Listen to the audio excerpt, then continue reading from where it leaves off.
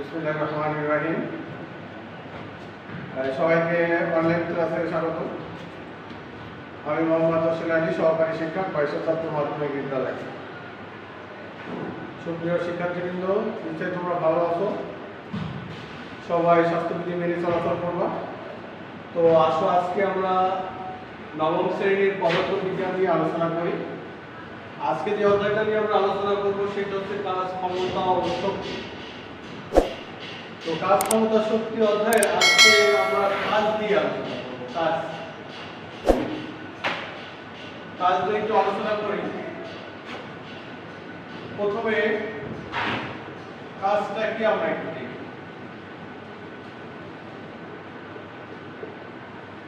কাজ, মনে করো এইখানে একটা বস্তু রাখা আছে, এই বস্তুর উপরে আমরা এক বল প্রয়োগ করতেছি, এই বস্তুটার উপরে এক বল প্রয়োগ করতেছি। প্রয়োগ করার ফলে যদি এই বস্তুটি সরণ হয়, মনে করো সরে এখানে আসে, তাহলে এর যে সরণ হলো, যদি বস্তুটি বল প্রয়োগ করার ফলে যদি সরণ হয় তাহলে কাজ হবে, আর যদি সরণ না হয় তাহলে কাজ হবে না। এখন কেউ যদি মনে করো আমার এই স্কুলের এই দেয়ালটা ধরে 1 ঘন্টা ধরে খেলতেছে, কিন্তু এই দেয়ালটা জায়গায় অবস্থান করতেছে, সরছে না, কিন্তু তার সময় পার হয়ে গেছে 1 ঘন্টা, তাহলে বল প্রয়োগ করার ফলে দেয়ালটা যখন সরছে না, তাহলে আমি বলবো যে এখানে আমার কোনো কাজ হয়নি। যদি সরণ না ঘটে তাহলে এখানে কোনো কাজ হবে না। তো আমরা দেখলাম যে এই বস্তুটির উপর যদি আমরা এক বল প্রয়োগ করি তাহলে বস্তুটি সরে এইখানে আসবে, অর্থাৎ তার সরণ ঘটবে, এখান থেকে পর্যন্ত সরণ হবে। তাহলে কোনো বস্তুর উপর যদি বল প্রয়োগ করার ফলে সরণ ঘটে তাহলে তার কাজ হবে। তাহলে আমরা কাজের সংখ্যাটা এইভাবে দিতে পারি যে কোনো বস্তুর উপর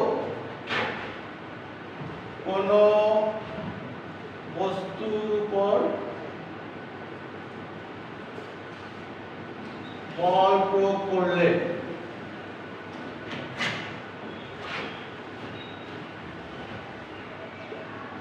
যদি বস্তুটির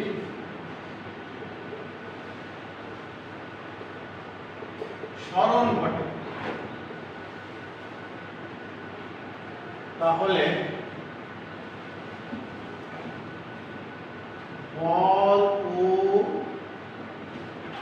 সরণের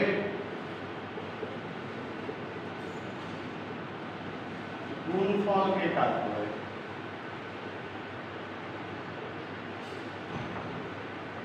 তাহলে আমরা যে চিত্র দিয়ে যেটা দেখলাম যে বস্তুর উপর যদি বল প্রয়োগ করি এবং সেটা যদি সরণ ঘটে তাহলে কাজ হবে। তাহলে আমি সংজ্ঞাটা এভাবে লিখলাম যে কোনো বস্তুর উপর বল প্রয়োগ করলে যদি বস্তুটির সরণ ঘটে তাহলে বল ও সরণের গুণফলকে কাজ করে। কাজকে আমরা ডব্লিউ দ্বারা প্রকাশ করি। বল এবং সরণের গুণফল, বলকে F আর সরণকে S, তাহলে এই আমার কাজে সমীকরণটা চলে এসেছে। যে সংখ্যাটা দিলাম সেটাই হবে। কাজটা কি? তাহলে বল ও সরণের গুণফলকে কাজ করে। এখন এই সমীকরণটা আবার অন্যভাবেও দেওয়া যেতে পারে। অন্যভাবে কিরকম? অন্যভাবে একটু দেখো, কোন বস্তুর উপর বল প্রয়োগ করলে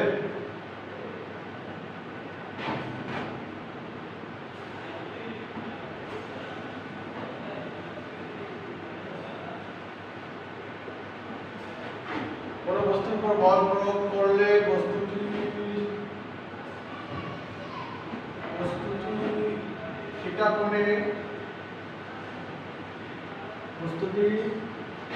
কোণে সরণ ঘটে।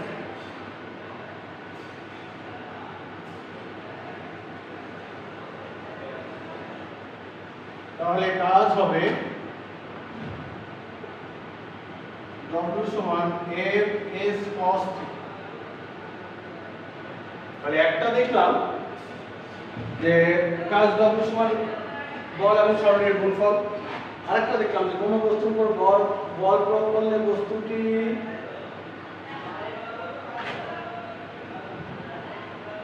বল প্রয়োগ করলে বস্তুটি থিটা কোণে সরণ ঘটে।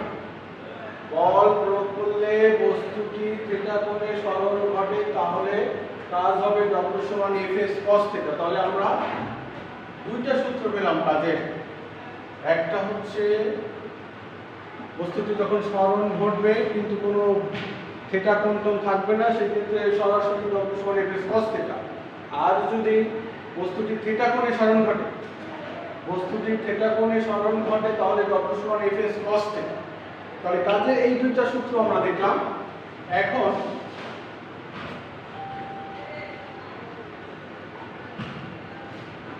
কাজের প্রকারভেদটা আমরা একটু দেখি। প্রকারভেদ,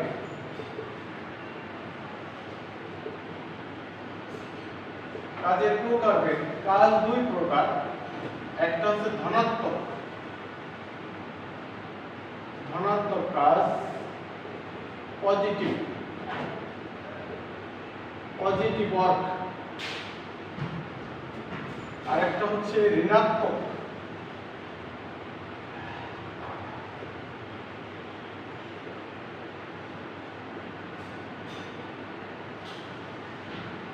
নেগেটিভ ওয়ার্ক। এই ধনাত্মক কাজটাকে আবার প্রকাশ করা যায় বলের দিকে কাজ। এই ঋণাত্মক কাজটাকে আবার বলা যাবে বলের বিপরীত দিকে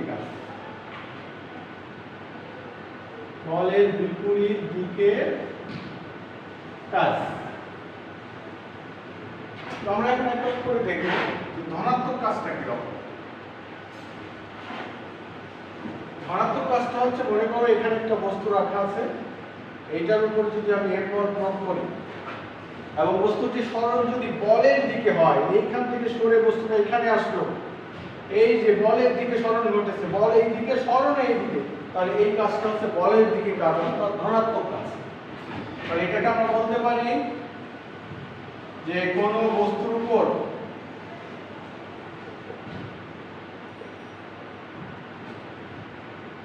বল প্রয়োগ করলে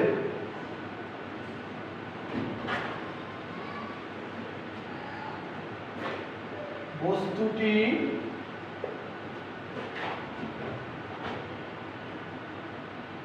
কোনো বস্তুর উপর বল প্রয়োগ করলে বস্তুটি যদি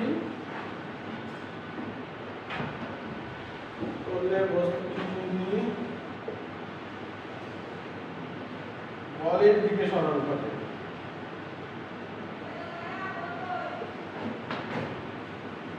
তাহলে তাকে ধনাত্মক কাজ বলে। এটা আরেকটা উদাহরণ দেওয়া যেতে পারে। মনে করো যে টেবিলের উপরে এই কলমটা আছে, এটাকে যদি আমি টেবিল থেকে ফেলে দিই, তাহলে দেখো এটা অভিকর্ষের দিকে পড়বে, অভিকর্ষের সহিত নিচে পড়বে, অর্থাৎ বলের দিকেই বস্তুটির সরণ করবে। তাহলে এটাই হচ্ছে আমার পজিটিভ ওয়ার্ক, যেটাকে বলছে আমার ধনাত্মক কাজ বা বলের দিকে কাজ। এখন আমরা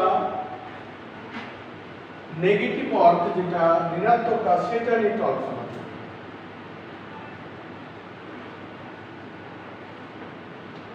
মনে করো এখানে একটা গাড়ি চলমান আছে, এইখানে একটা ব্যক্তি অবস্থান করে।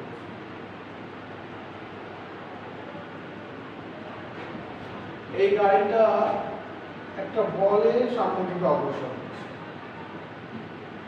বলের সামনের দিকে অগ্রসর হওয়ার পর এই ব্যক্তি চেষ্টা করবে এই গাড়িটাকে থামানোর চেষ্টা করবে। এই ব্যক্তি বল প্রয়োগ করবে, এই গাড়িটার উপর বল প্রয়োগ করবে। এই গাড়িটা যখন এখানে চলে আসবে, এই ব্যক্তি এই গাড়িটার উপর বল প্রয়োগ করবে, কিন্তু গাড়িটা উপর বল প্রয়োগ করা সত্ত্বেও গাড়িটা ব্যক্তিকে ঠেলে, ব্যক্তি যেই দিকে বল প্রয়োগ করছে তার বিপরীত দিকে ব্যক্তিটাকে নিয়ে চলে যাবে।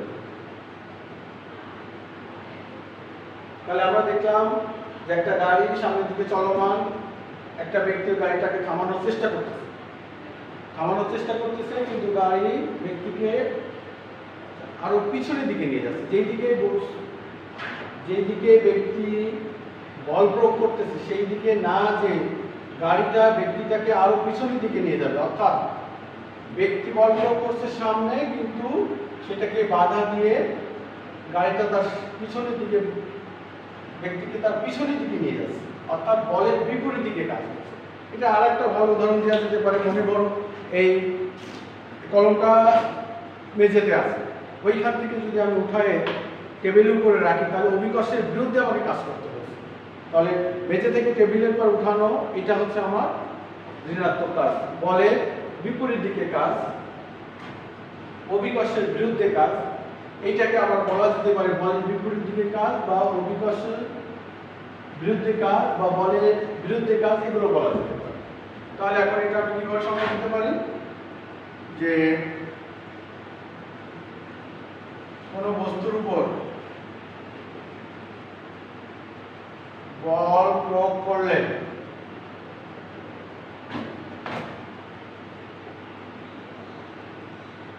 বস্তুটির সরণ যদি বলের বিপরীত দিকে হয়, কোন বস্তুর উপর বল প্রয়োগ করলে বস্তুটির সরণ যদি বলের বিপরীত দিকে হয়, তাহলে তাকে ঋণাত্মক কাজ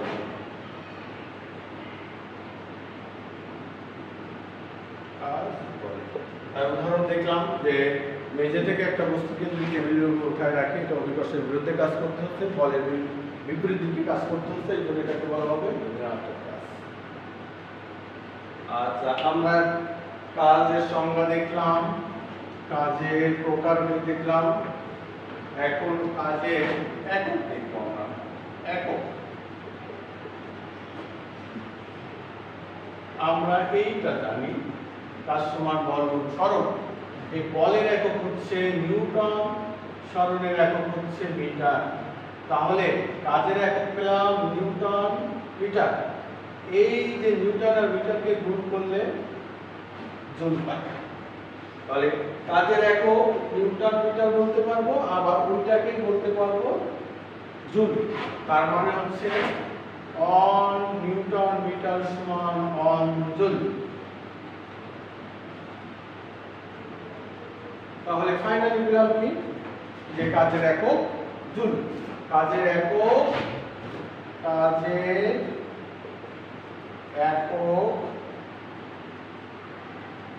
হচ্ছে নিউটন মিটার বা জুল।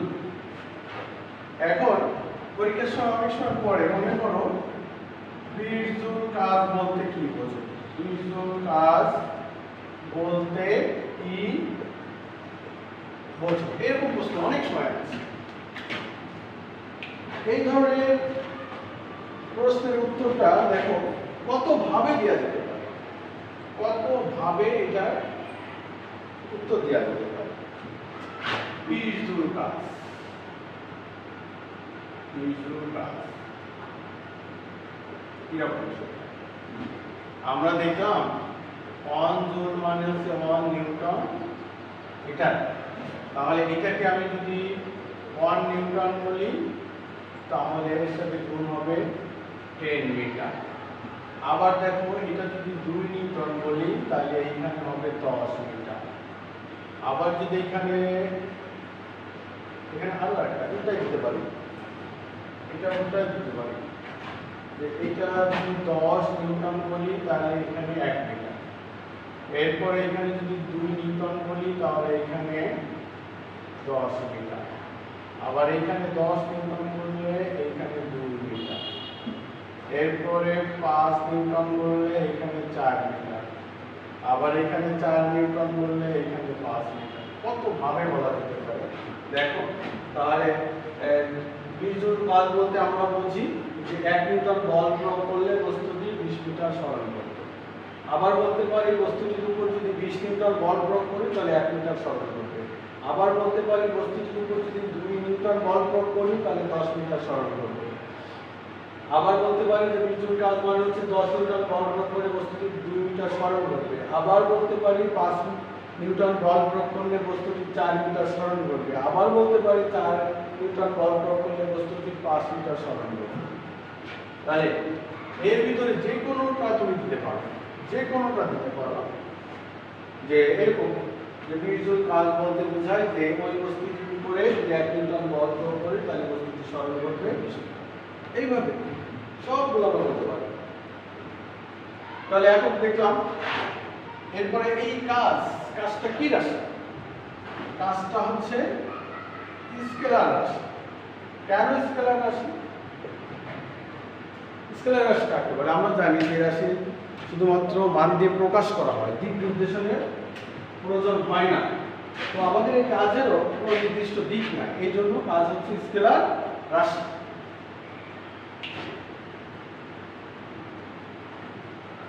এরপরে কাজের মাত্রাটা একটু দেখি আমরা। কাজের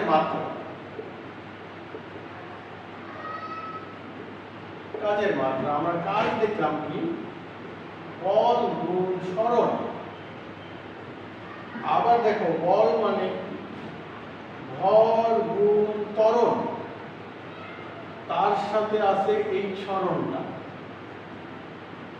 আর এই ত্বরণটাকে আবার কিভাবে লেখা যায়? সরণ বাই সময় স্কয়ার, তার সাথে এই সরণ। এই যে ত্বরণ মানে হচ্ছে সরণ বাই সময় স্কয়ার, যেটা পূর্বের অধ্যায় থেকে তোমরা জানো। তাহলে এখন উপরে কি পেলাম? ভর পেলাম, তার সাথে সরণ স্কয়ার, নিচে আছে সময় স্কয়ার। তাহলে ভরের মাত্রা m, সরণের মাত্রা l, তার মাত্রা স্কয়ার, সময় t স্কয়ার। তাহলে এটাকে লেখা যাবে m l square t to the power -2। এই হয়ে গেল আমার কাজের মাত্রা।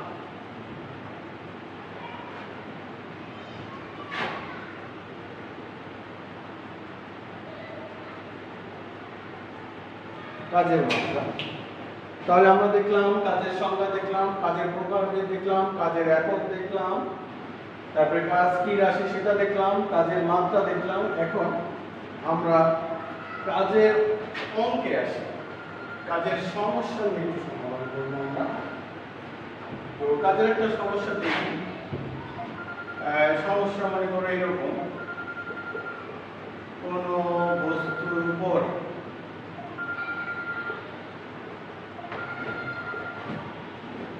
দশ নিউটন বল প্রয়োগ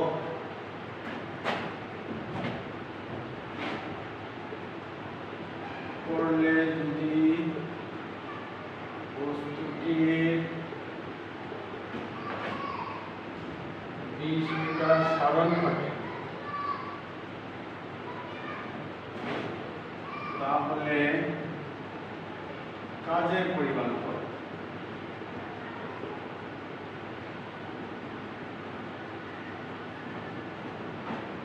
কোন বস্তুর উপর 10 নিউটন বল প্রয়োগ করলে যদি বস্তুটির 20 মিটার সরণ ঘটে তাহলে কাজের পরিমাণটা কত? আচ্ছা, এটা আমরা সমাধান করি। আমরা কাজে দুটো সূত্র দেখছিলাম, যে W সমান Fs, আর একটা দেখছিলাম W সমান Fs cos θ। যেহেতু এখানে কোণের কোনো ব্যাপার স্যাপার নাই, বল প্রয়োগ করলে কোণের কোনো মাপ নাই যে এত করে বস্তুটি সরণ ঘটে, তাহলে এখানে এই সূত্রটা আমার কাজে লাগবে না। কোণ যেহেতু নাই, লাগবে না, ওই সূত্রটা কাজে লাগবে। এখানে আমাদের কি কি আছে আগে আমরা একটু দেখি। এইখানে 10 নিউটন বল, তাহলে বল F সমান 10 নিউটন। এবার বস্তুটি সরণ ঘটে, সরণ S সমান 20 মিটার। এখন আমরা কি জানি? আমরা জানি কাজ W সমান F গুণ S। F হচ্ছে 10, S হচ্ছে 20। আর এককটা যদি আমরা এখানে দিই, একক দিতে পারবো, সরাসরি যদি একক দিতে চাই দিতে পারবো। দিয়ে পরে যোগ দিয়ে দেবো, কত? 10 নিউটন আর এর সাথে 20 মিটার। তাহলে এটা গুণ করলে হবে 200 নিউটন মিটার, বা এটাকে আমরা বলতে পারি 240। এই তাহলে আমরা বল এবং সরণ সেই দুটার গুণ করলে কাজ পেয়ে যাচ্ছি। তো তোমরা এইভাবে বাসায় এই ধরনের অঙ্কগুলো প্র্যাকটিস করবা। তো আমি বাসার কাজ দিয়ে একটা বাসার কাজ দিলাম, বাড়ির কাজ।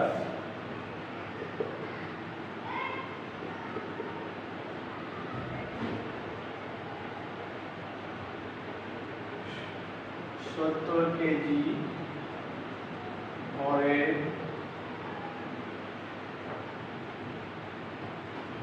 70 কেজি ভরের একজন ব্যক্তি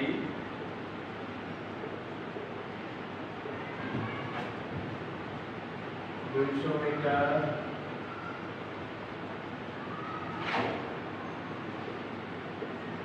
উঁচু একটি পাহাড়ে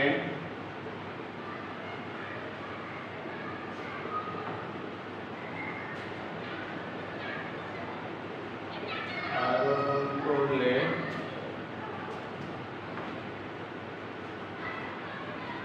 আর কৃত কাজটা নির্ণয় করো। কাজটি নির্ণয় করো। তাহলে বাড়ির কাজটা যে 70 কেজি ভরের একজন ব্যক্তি 200 মিটার উঁচু একটা পাহাড়ে আরোহণ করলে তার কৃত কাজের পরিমাণটা নির্ণয় করো।